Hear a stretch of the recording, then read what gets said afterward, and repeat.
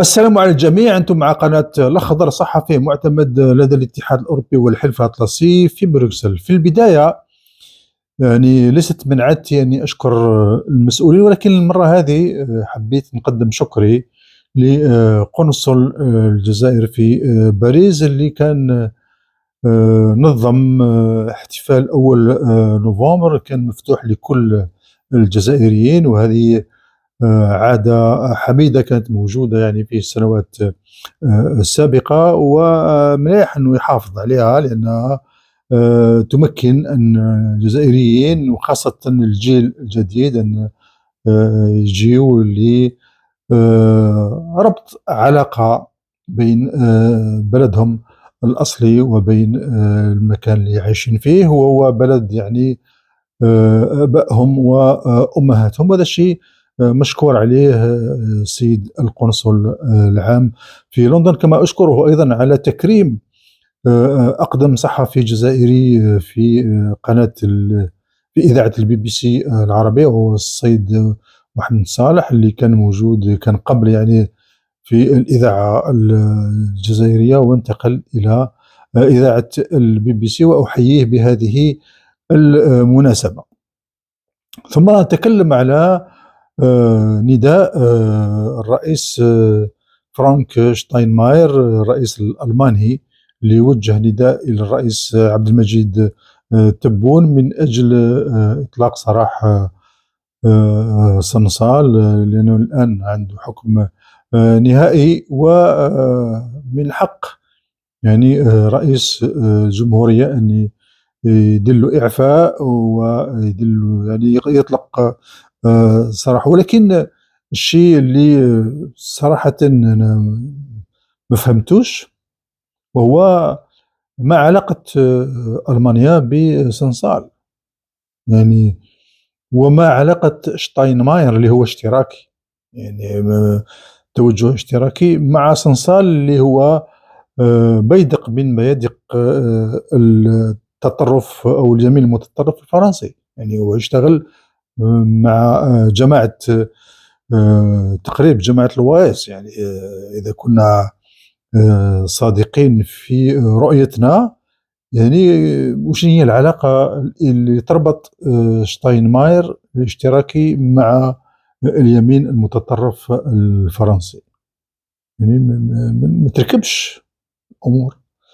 ثانيا، مليح أنه يكون رئيس جمهورية دولة مثل ألمانيا عنده عواطف وإنسانية تجاه الناس المسجونين، حاجة إيجابية جدا، وأنا شخصيا نحبذها. ولكن لماذا لا يتكلم شتاينماير مع نتنياهو لإطلاق سراح برغوثي مثلا، ليهان أمام كل كاميرات العالم، معاملات سيئة جدا، وشفنا حتى وجهه، الهيئة تاعو كلها تغيرت من جراء المعاناة النفسية والتعذيب وسنوات السجون، وينقل من سجن لسجن في كل فترة. هذه الطريقة التي تستعملها إسرائيل مع الفلسطينيين. لماذا لا يوجد عند شتاينماير إنسانية وعاطفة باتجاه الفلسطينيين، مثلا باتجاه الغزاويين اللي تم إبادتهم وتم تدمير مدينتهم؟ غزة تقريبا أصبحت الآن غير قابلة للحياة، وفي حوالي 11 ألف طفل قتلوا، آلاف النساء، حوالي تقريبا 70 ألف، أو تقترب ما بين 70 إلى 80 ألف قتيل.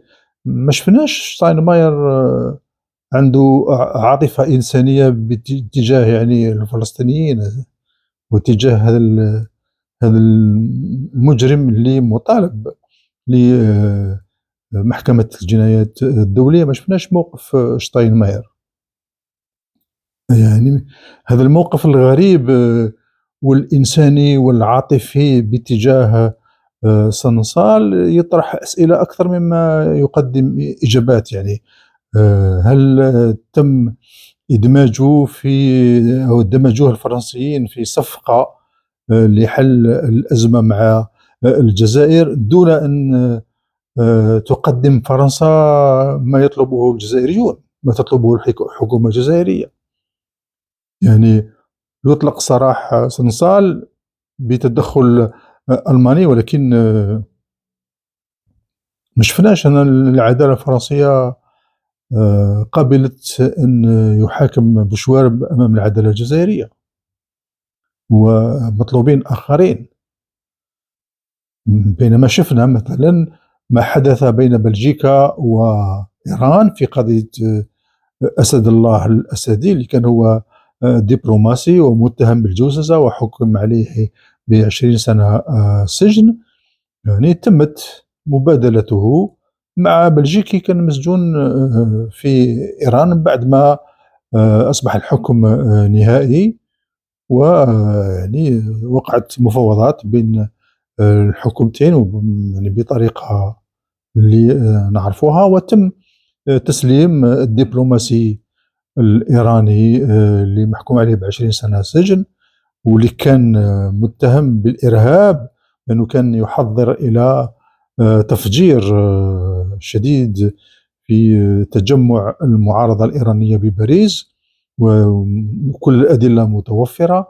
واللي كانوا معاه يعني اللي كانوا إيرانيين عندهم جنسية إيرانية أعتقد ما زالوا في السجن، ولكن هو أطلق سراحه في إطار تبادل. إذن لما يتدخل الألمان في مثل هذه، هما يعني يحميوا أو يرفعون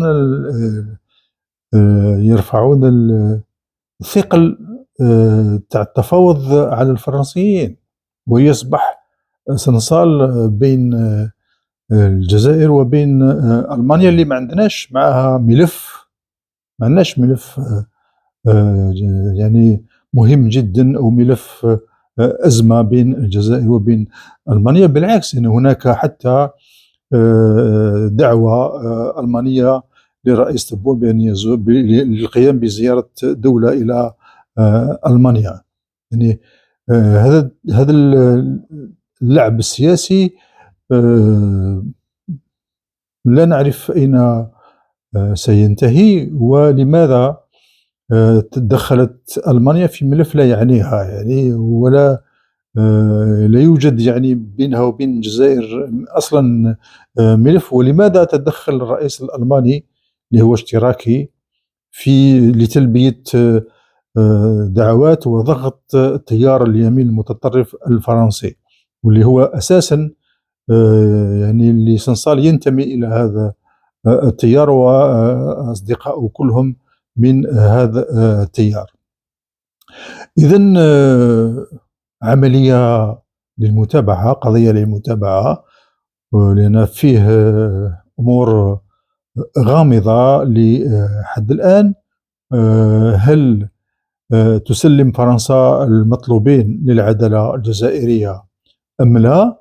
أما الجزائر يعني تقدم صلصال لألمانيا، ويعني تفقد ورقة ضغط وورقة تفاوض مهمة جدا. ثم أن الفرنسيين لن يقدموا أي شيء للجزائر، يعني هذه لازم واحد يعرفها، لأن عقلية استعمار، وهم يشوفوا أن ينظرون للجزائر نظرة دونية، ولليبيا ولأي دولة أخرى خارج إطار الأوروبيين. وبالتالي الشيء المهم اللي راهم يعني اللي يحركهم هما الأموال اللي أصبحت يعني غير موجودة، اللي أصبح الفلاحين الفرنسيين يعانيوا، يعني أن القمح تاعهم لا يباع، وسلعهم لا تباع، وسياراتهم أيضا لا تباع، وسلعهم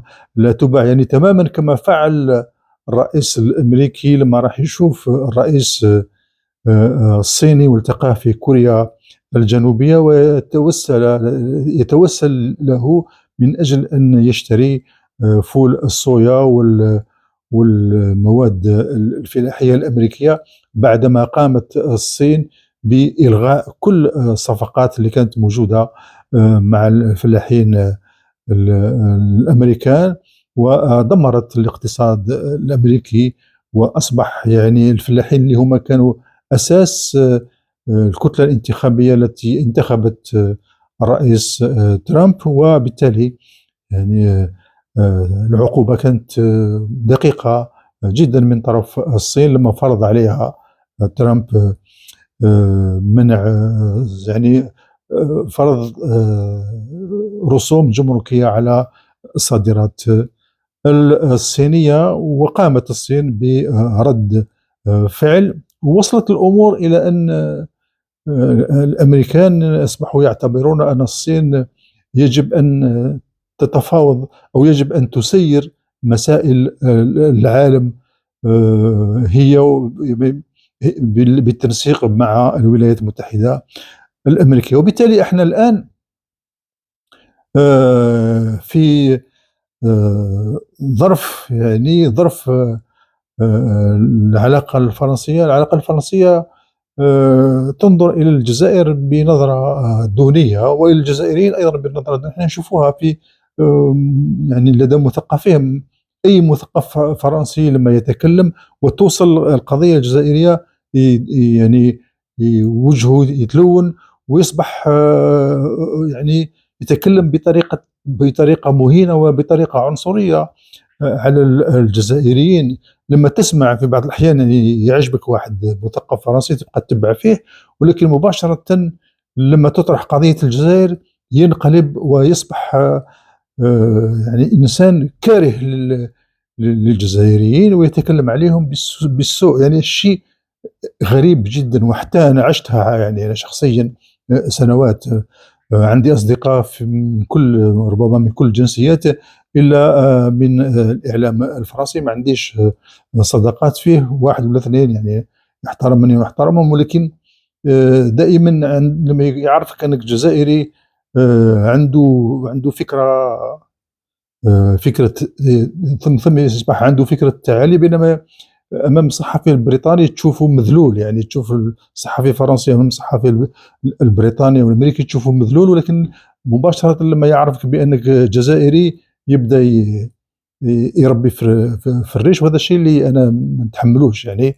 ووقعت لي عده مشاهدات معهم، وما عنديش اصدقاء من الاعلام من الإعلاميين الفرنسيين. والصديق الوحيد اللي هو مراسل جريدة لوموند هو بلجيكي يعني، وليس فرنسي. المهم هذه القضية يعني حابين الفرنسيين يعني حابين يحلوا هذه الأزمة فقط لصالحهم، لا تهمهم مصلحة الجزائر، فقط لصالحهم. لا يريدون أن يعني يقدموا المطلوبين للعدالة الجزائرية يبعثوهم للجزائر. يريدون فقط حل مشاكلهم، ويريدون فقط يعني أخذ الأموال اللي كانت تجيهم السنوات اللي فاتت يعني على طبق من ذهب، بمجرد يعني اتصالات يدي الملايين وتشتري الجزائر خضرهم وفواكههم و يعني منتجاتهم الفلاحية ومنتجاتهم الصناعية. إذا ما تحاول الآن أن تقوم به فرنسا هو محاولة إرجاع العلاقات خاصة الاقتصادية والتجارية، لأن العلاقات سنصال ما سنصال موش حاجة مهمة، ولكن تريد أن تخرج منتصرة من هذا الصراع دون أن تدفع أي فاتورة، ودون أن تدفع أو يعني تقدم للجزائر أي من الأمور التي طلبتها.